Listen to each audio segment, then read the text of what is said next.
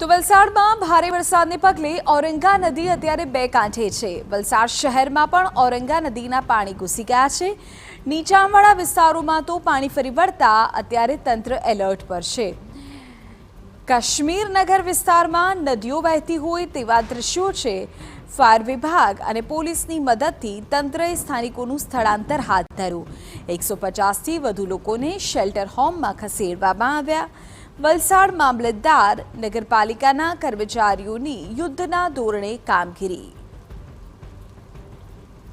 વલસાડ જિલ્લામાં પડેલા ભારે વરસાદને કારણે વલસાડના કાશ્મીર નગર વિસ્તારમાં વરસાદી પાણી ભરાઈ ગયા છે। આપને દ્રશ્યોમાં બતાવવા માંગીશ, વલસાડ જિલ્લામાં પડેલા ભારે વરસાદને કારણે વલસાડની જે ઔરંગા નદી છે તે ઔરંગા નદી બંને કાંઠે થઈ છે, જેને કારણે વલસાડના કેટલાક નીચાણવાળા વિસ્તારો જેવા કે દાણા બજાર સહિતના છિપ્પડ અંડરપાસ, મોગરાવાડી અંડરપાસ અને કાશ્મીર નગર જે વિસ્તાર છે ત્યાં વરસાદ ઔરંગા નદીના પાણી ભરાઈ જવાની સાથે જ વહીવટીતંત્ર એલર્ટ મોડ પર જોવા મળ્યું છે। વહેલી સવારથી જ ફાયરની ટીમ, વહીવટીતંત્રની ટીમ અને વલસાડ જિલ્લા પોલીસની ટીમ અહીં આવી પહોંચી છે અને લોકોને સ્થળાંતર કરવાની તજવીજ હાથ ધરવામાં આવી રહી છે।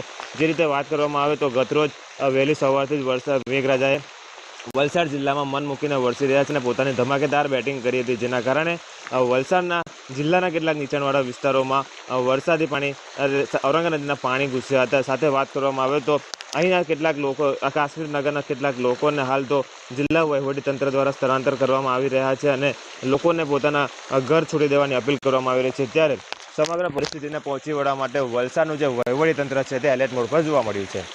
અક્ષય કદમ, TV9, વલસાડ।